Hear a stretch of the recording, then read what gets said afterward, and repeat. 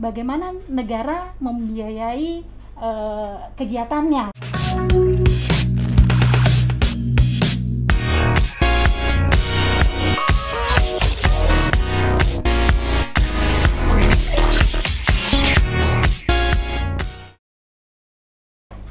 Hai Waters, kembali lagi dengan Woman on Tax Channel. Hai Bu Lis. Hai juga, gimana kabarnya Olin? Sehat. Alhamdulillah. Hari ini kita kedatangan tamu sangat spesial, yaitu Mbak Lucy Yuliani. Dan beliau dari Direktorat Jenderal Pajak. Jadi kita benar-benar suatu kehormatan banget. Iya, selamat datang Mbak Lucy. Terima kasih juga sudah diundang ke sini buat Mbak Olin, Bu Lis. Boleh Mbak, ya kita tanya-tanya ya Mbak ya, mungkin kaitan dengan ini Woman on Tax ini, karena kita sama-sama perempuannya, jadi memang untuk yang kita undang itu semuanya mayoritas perempuan Mbak. Jadi mungkin dari Mbak Lucy itu bisa lihat dari judul Woman on Tax Channel itu, Mbak Lucy mungkin bisa agak-agak meraba-raba dan mungkin udah mengetahui mau kemana arahnya. Iya. Mbak Lucy di Direktorat Pajak udah lama? Saya sudah hampir 18 tahun di Direktorat Jenderal Pajak. Wah, udah lama. Iya. Udah pakarnya ya Mbak ya. Iya, alhamdulillah. Kemudian S1 apa? Masuknya lewat jalur mana waktu itu? Ya, jadi SMA atau S1 atau iya. dari D3? Jadi saya memang masuk melalui jalur umum penerimaan sarjana waktu itu ya, di tahun 2002. Gitu. Oh, Jadi dari jalur S1. Jurusannya apa tuh S1-nya? Ya, jadi saya dulu kuliah di UI, jurusan akuntansi di Fakultas Ekonomi UI. Oh, Iya. jadi pas banget dong ya. Pas banget. Jadi pajak. Iya. Emang tujuan utamanya memang Direktorat Jenderal Pajak. Sebenarnya Yang masuk situ. saya dulu sebelum bekerja di Direktorat Jenderal Pajak, saya pernah bekerja di kantor akuntan publik. Oh. Iya, jadi saya memang awalnya tidak berniat untuk bekerja di Direktorat Jenderal Pajak dan saya belum terlalu paham mengenai pajak gitu dulu ya. Waktu semasa kuliah memang ada materi pengantar hukum pajak, tapi ya cuma sekilas gitu, Masih jadi belum umum terlalu ya, Mbak, betul ya? masih umum. Kemudian saya bekerja di kantor akuntan publik itu selama 3,5 tahun dan pada saat di 2002 itu ada pengumuman penerimaan PNS di Kementerian Keuangan dan saya mendaftar ke situ. Jadi Kementerian Keuangan nih? Iya, ngelamarnya? betul. Jadi Nyangka nggak bakal Departemen masuk ke pajak? Keuangan dulu, Departemen Departemen Keuangan ya. iya. Masih PNS ya, belum Iya, ASN masih ya. PNS dulu. Nyangka nggak bakal masuk ke Direktorat Jenderal Pajak? Kan ngelamarnya di Depq tuh. Iya betul. Sebenarnya enggak juga, nggak nyangka kalau kemudian jadi melamar di Departemen Keuangan. Di situ ada pilihan mana yang dipilih. Jadi sebenarnya pilihannya bukan Direktorat Jenderal Pajak terus terang. Karena saya memang masih buta, masih awam tentang pajak gitu. Jadi pilihan saya terus terang bukan di Direktorat Jenderal Pajak gitu. Nah, kemudian begitu pengumuman ternyata saya ditempatkannya di Direktorat Jenderal Pajak. Jadi barulah mulai belajar tentang pajak di situ, gitu ceritanya. Dari backgroundnya ya. Iya, backgroundnya betul. dari akuntan ya. Tapi background saya memang di akuntansi. Nah, terus katanya S2, berarti S2-nya setelah kerja di... Iya betul. Jadi setelah bekerja di Direktorat Jenderal Pajak, terus melanjutkan kuliah lagi. Jadi sebenarnya kalau di flashback, kenapa saya mau mendaftar ke Kementerian Keuangan itu dulu karena pertimbangan saya pengen bisa kuliah lagi dapat beasiswa gitu. Jadi bisa kuliah lagi gratis ya. Jadi sebenarnya dulu motivasinya seperti itu gitu. Wah, berarti itu juga bisa jadi motivasi ya. Betul, iya. Voters. Iya, jadi yang dulu saya tahu peluang untuk bisa kuliah lagi melalui beasiswa di Kementerian Keuangan itu sangat besar. Ya, jadi kenapa saya juga pilihnya Kementerian Keuangan ya karena lebih banyak chance-nya, terbuka peluangnya untuk kuliah lagi itu dapat beasiswa. Oh ya, gitu. tipe-tipe kayak mbaknya ini yang bisa jadi motivator pendorongnya perempuan untuk mengenal masa perpajakan. Amin. Ya, Jadi ya. ya, untuk kita mau maju gitu ya, Ya. bahwa kita wanita itu harus terus mau belajar lagi, melanjutkan pendidikan lagi gitu. Itu motivasi saya dulu seperti itu. Terus S2-nya apa? Nah ini juga agak melenceng juga sebenarnya. Cita-cita saya itu pengennya kuliah lagi di luar negeri kan. Jadi pengen itu. Jadi di Kementerian Keuangan dapat beasiswa luar negeri, itu cita-cita saya sebenarnya. Tapi pada saat saya masuk tahun 2002 ya, penerimaan 2002, kemudian sempat bekerja beberapa lama. Nah itu tawaran untuk kuliah ke luar negeri tuh hampir nggak ada ya, belum banyak gitu. Memang dulu di tahun 90-an cukup banyak, tapi di awal 2000-an itu relatif hampir tidak ada. Nah kemudian ada peluang tawaran beasiswa di UI. Nah jadi saya pikir plus minus kan ya, saya mau menunggu untuk tawaran kuliah beasiswa di luar negeri, atau ini yang udah ada sekarang tawaran beasiswa di UI. Akhirnya ya saya pilih yang sekarang aja deh pada saat itu. Jadi akhirnya saya ambil peluang itu mendaftar beasiswa di Magister Manajemen UI waktu itu. Iya, Jurusan manajemen berarti? jurusan iya manajemen keuangan. Jadi saya ambil S2-nya manajemen keuangan. Nah, kebetulan kan juga UI ya memang alma mater saya dulu, jadi relatif dekat. Saya ngerasa relatif dekat dengan UI, kembali lagi ke UI gitu. Walaupun jurusannya memang kembali lagi tidak ada kaitannya dengan pajak gitu secara langsung. Gitu. Jadi seperti itu. Iya. Nah sekarang gini Mbak Lucy Yuliani ya. Iya Bu Lis. Kalau seumpama ya dengan pengalamannya Mbak Lucy dalam berkarir ya, sampai bisa yang harusnya nggak kepingin di Direktorat Pajak akhir bisa, itu yang semua kehendak Allah ya. Iya. Nah sekarang kita lah berdua sama Olin mau nanya, kira-kira untuk woman konteksnya kita memang khusus untuk perempuan-perempuan ya Mbak ya, yang kebanyakan perempuan itu kalau udah berumah tangga, katakan udah S1 lah, udah kerja, ya udah mau nggak mau ya udah, ini alhamdulillah disyukurin. Untuk maju itu kadang-kadang kan sulit banget untuk menguasai segala sesuatu, masalah pajak aja lah sulit banget, karena memang itu ya kita sebagai perempuan ya lo Olin ya tahu lah, mesti memang itu ada gitu. Nah kira-kira menurut pandangannya Mbak Lucy itu gimana gitu loh, perlu nggak kita perempuan-perempuan itu, kalau kita dari Olin dan saya itu pengen ngajak teman-teman perempuan, ayo kita belajar pajak, ayo kita menguasai pajak, jadi itu nanti bisa berguna secara umum dan secara khusus juga untuk internnya. Iya boleh betul. Jadi apa yang disampaikan Bu Lis itu betul ya, bahwa sebenarnya kita semua terutama para wanita ini juga sebaiknya mengenal pajak gitu ya, karena ternyata di keseharian kita itu kita tuh secara mungkin nggak sadar bersinggungan dengan pajak. Nah, itu betul. Ya kan, kita potong kesehariannya, maksudnya keseharian gimana? Kehidupan sehari-hari. Umum loh Mbak. Ya betul. Nah ini, jadi di kehidupan sehari-hari misalnya nih kita belanja, kan perempuan ya senang belanja gitu, belanja di mall, belanja di pusat perbelanjaan gitu. Nah ketika kita belanja sebenarnya itu ada aspek pajak di situ. Barang yang kita beli itu sudah termasuk harganya itu sudah termasuk pajak gitu kan ketika kita belanja. Nah kemudian mungkin ketika kita ini pajak secara umum ya, ketika kita misalnya menginap di hotel, makan di restoran, itu dikenakan pajak. Iya betul. Nah kemudian kalau kita punya kendaraan, punya rumah, itu kan juga atas pemanfaatannya itu dikenakan pajak. Ada pajak kendaraan bermotor, ada PBB ya, pajak bumi dan bangunan. Nah kemudian kalau yang bekerja juga di perusahaan mungkin, atau bekerja freelance, nah penghasilannya itu juga dipotong pajak ya kan, dikenakan pajak. Jadi sebenarnya di keseharian kita itu sangat dekat dengan pajak, tapi kita tidak menyadarinya. Tidak menyadari dan nggak ngetahui sama sekali ya Mbak. Betul, ya. Iya. Mungkin dikatakan yang harusnya pajak itu katakan cuma tarifnya 5%.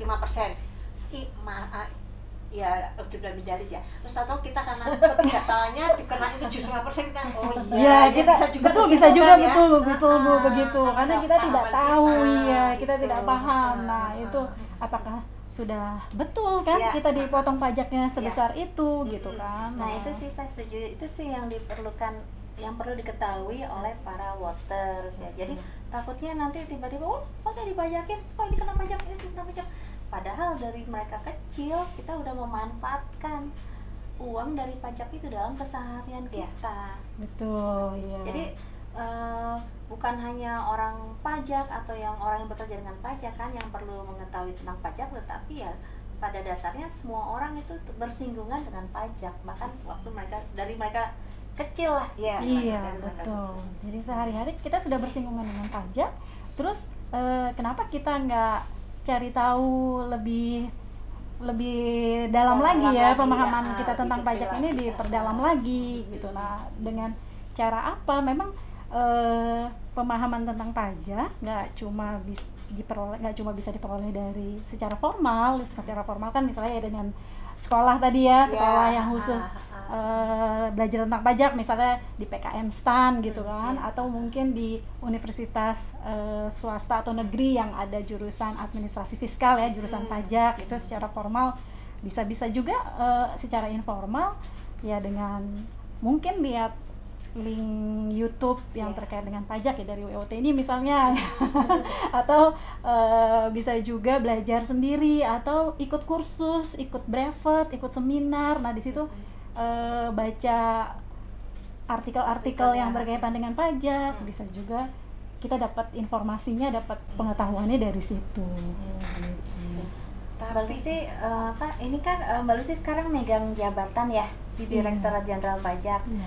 Nah, sebagai motivasi buat para voters, kira-kira apa sih yang mesti dipelajari atau diketahui supaya bisa juga berkarir entah di Direktorat Jenderal Pajak atau di kementerian lainnya ya yang bersinggungan dengan pajak ataupun di swasta.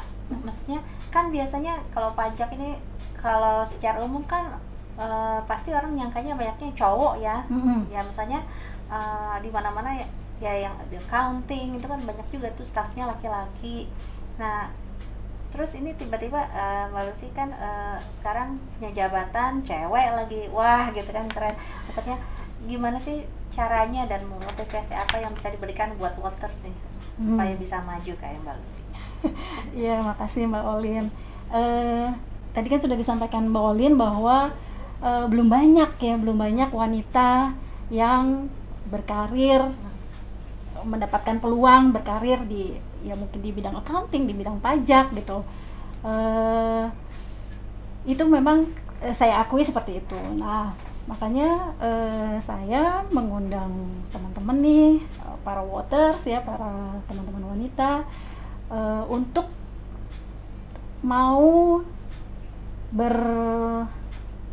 bermimpi, mau mempunyai cita-cita ya, punya harapan, cita-cita bahwa kita juga bisa gitu, nggak cuma laki-laki yang bisa berkontribusi, punya andil di bidang akuntansi, di bidang pajak. Nah, kalau pengalaman saya sendiri ya, setelah tadi kan saya sudah ceritakan bahwa dulu saya belum mengenal tentang pajak gitu kan.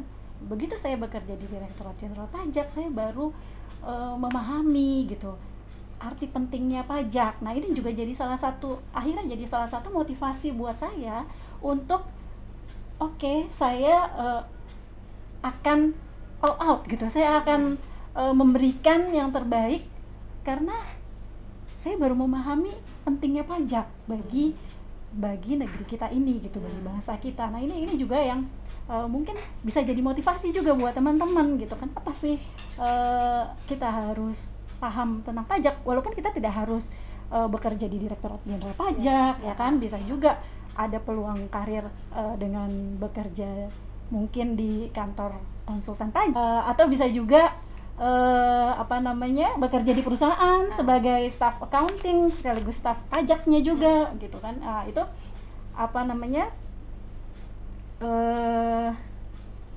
Jadi berkarir itu tidak hanya di Direktorat Jenderal Pajak. Nah kemudian mungkin juga kalau memang kita tidak bekerja secara formal, bisa jadi sebagai ibu rumah tangga atau memang punya bisnis ya, punya usaha. Yang sekarang itu bahkan kan banyak yang mulai berjualan online ya. Nah itu semua apapun profesi kita ada kaitannya dengan pajak. Nah ini bagaimana caranya kita sadar gitu bahwa semuanya itu ada aspek perpajakannya yang harus dipenuhi, dan kenapa kita harus memahami pajak gitu, menyadari bahwa pajak itu penting artinya buat negara ini. Itu juga jadi salah satu motivasi saya dalam bekerja. Gitu. Jadi kalau misalnya semakin tinggi pangkatnya kita juga, kita bisa lebih banyak mempengaruhi atau memberikan saran kepada orang, mungkin lebih didengar juga ya, bahwa ini loh pajak ini perlu, pajak ini ada dalam aspek kita, makanya kita harus melakukan ini. Kayaknya itu sesuatu hal yang mulia ya. Iya betul. Seperti itu. Iya. Dan selain itu kita juga untuk menggapai cita-cita kita, mencari dan itu juga sebagai motivasi kita, misalnya salah satunya untuk mencapai penerimaan negara ya. Terus caranya kita meyakini nih, kan banyak nih kayak zaman ini orang yang berjualan online ya. Kemudian kan ada pajaknya di sana. Bagaimana sih kita merubah stigma bahwa misalnya kita udah jualan nih, ya ada pajaknya nih, berarti penghasilan kita nggak 100 lagi dong, penghasilan kita berkurang. Itu cara, dan hal-hal seperti itu bagaimana caranya merubah stigma ya, semua, nggak hanya Waters atau orang yang bekerja lah, semua orang, bahwa hal itu memang harus dilakukan, itu adalah sesuatu hal yang benar dilakukan. Soalnya kan takutnya nanti orang berprasangka penghasilan saya saturan 100 nih, tapi jadinya cuma 80 misalnya. Bisa juga. Ya, itu gimana tuh? Iya. Jadi yang memang ini sekaligus bukan mempromosikan sih, sebenarnya menumbuhkan kesadaran kita tentang pajak. Kan kita sering dengar ya tagline pajak untuk kemandirian bangsa gitu. Nah itu kenapa pajak untuk kemandirian bangsa ini yang mungkin perlu ditumbuhkan juga semangat patriotisme, nasionalisme kita terhadap bangsa Indonesia ini. Itu yang penting sebenarnya. Nah tadi kembali lagi, pajak untuk kemandirian bangsa. Kenapa? Karena uang pajak yang kita bayarkan ini itu digunakan untuk membiayai kehidupan bernegara, untuk membiayai negara ini ya, dalam bentuk fasilitas-fasilitas baik pendidikan, kesehatan, kemudian keamanan negara ini gitu kan, infrastruktur dan banyak hal lainnya. Nah jadi kita juga perlu memahami mengenai bagaimana negara membiayai kegiatannya. Nah, itu kan kalau kita lihat di, mungkin agak ini sedikit ya, di APBN, supaya mungkin para Waters ini juga perlu tahu bagaimana sih mekanisme pembiayaan negara gitu kan. Di APBN kita itu kan ada yang namanya penerimaan, sama seperti neraca, ada penerimaan, ada pengeluaran gitu, laba rugi ya. Ada penerimaan, ada pengeluaran. Nah, penerimaan diperoleh dari mana? Salah satunya dari pajak gitu, dari pajak yang kita bayarkan. Nah, kemudian penerimaan ini digunakan untuk membiayai pengeluaran negara tadi, belanja tadi ya, belanja negara bisa berupa fasilitas dan segala macam. Nah, kemudian juga ada mungkin program-program pemerintah ya, dari kementerian lembaga. Nah, itu juga untuk menggerakkan roda perekonomian sebenarnya kan. Nah, kemudian kalau ternyata pengeluaran yang dibutuhkan ya tadi, biaya yang dibutuhkan untuk membiayai negara itu lebih besar daripada penerimaan pajak ya, jadi penerimaan pajaknya ternyata kurang nih untuk membiayai pengeluaran. Nah, itu kan terjadi defisit yang namanya defisit anggaran. Nah, defisit harus dibiayai dari mana dong gitu kan ya. Akhirnya pemerintah harus berhutang ya. cari pinjaman. Nah, pinjaman ini bisa dari dalam negeri, bisa dari luar negeri. Nah, kalau kita pemerintah akhirnya minjem, ngutang untuk menambal pembiayaan negara nih, berarti utangnya tentunya nggak mungkin dalam jangka waktu yang pendek kan, jangka waktunya bisa panjang gitu. Nah, sama aja kita membebani anak cucu kita, generasi penerus kita dengan utang gitu tadi ya. Berarti kita mewariskan, yang kita wariskan ke generasi penerus kita, ke anak cucu kita itu utang. Apa kita mau gitu kan? Mewariskan utang buat anak cucu kita. Nah, jadi itu yang perlu dipahami, disadari bahwa kalau kita mau bayar pajak, kita sebenarnya juga peduli terhadap generasi penerus kita gitu. Jadi seperti itu sih. Itu yang bahwa memang penghasilan kita jadi berkurang, tidak yang harusnya 100 jadi berkurang yang saya terima gitu. Terus saya nggak dapat imbalan apapun gitu kan, karena memang kontrak prestasinya tidak langsung kan. Kalau pajak itu saya nggak dapat imbalan apapun, tapi penghasilan saya berkurang. Tapi tolong diingat bahwa seperti itu tadi, kita nggak cuma memikirkan diri kita sendiri di saat ini, tapi kita juga memikirkan hal yang lebih luas lagi, jangka waktu yang lebih panjang gitu. Berat kan Bu. Nah, itu kayak begitu, itu yang perlu diterapkan ya, diberikan untuk para voters untuk memahami. Yang saya yakin mungkin ya Mbak ya, para voters mungkin masih kurang memahami hal itu. Betapa sih belajar pajak? Wah, hasilnya segini ntar dikurangi, malas, belum apa-apa udah terbebani, jangan deh, jangan. Nah, mungkin mereka kalau para voters terutama itu kalau di berita itu mungkin akan terbuka dan mungkin akan ada kemauan untuk belajar, untuk maju juga gitu loh. Iya. Nah, terutama biarpun dari ibu-ibu rumah tangga pun, bukan para karyawan atau yang kerja di suatu perusahaan, itu pun juga bisa belajar pajak dan bisa juga untuk memberikan pemasukan untuk penerimaan negara supaya negara nggak defisit, nggak menimbulkan utang untuk kedepannya anak cucu kita. Betul sekali, boleh. Atau dibalik stigmanya itu kan secara umum kan orang mikirnya gitu kan, penghasilan saya 10, jadinya 9 jadi seharusnya kan 10 dapatnya. Bisa nggak dibalik, kalau misalnya kita pernah mendapat gini, bagus nggak atau benar nggak? Saya gini, penghasilan saya 10, saya bayar pajak 1, tapi kalau penghasilan saya 100, pajak saya 10. Artinya semakin banyak pajak yang saya bayar, artinya penghasilan saya semakin banyak dong.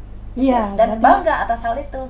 Kamu bayarnya pajaknya berapa? Oh, saya bayar pajaknya 10. Oh, berarti penghasilan kamu tinggi banget. Kalau sekarang sebagai seorang wanita, apa sih yang kira-kira bisa mendorong diri wanita itu untuk lebih berperan dalam pajak ya, dalam bidang pajak lah gitu, atau mungkin supaya mencapai jabatan bagus seperti Pak Lucy, entah di Kementerian Keuangan atau di swasta ya. Saya kira ada motivasi apa gitu. Ya, jadi mungkin yang perlu juga kita nih para voters, para wanita pahami, sadari bahwa sebenarnya kita wanita itu punya kelebihan dibanding laki-laki. Jadi laki-laki memang, maksudnya setiap perempuan maupun laki-laki punya sifat yang berbeda gitu kan. Nah, punya kelebihan dan kekurangan masing-masing. Nah, kita sebagai wanita juga perlu memahami apa sih kelebihan kita gitu. Nah, salah satunya ya diantaranya kelebihannya itu kan wanita tuh cenderung lebih teliti gitu kan, kemudian lebih tekun. Nah, kemudian kita juga bisa punya kemampuan multitasking tuh ya kan. Kita mengurus rumah tangga juga ya kan, cewek lebih pintar multitasking. Betul, iya kan, jadi gitu kan ya Mbak Olin ya.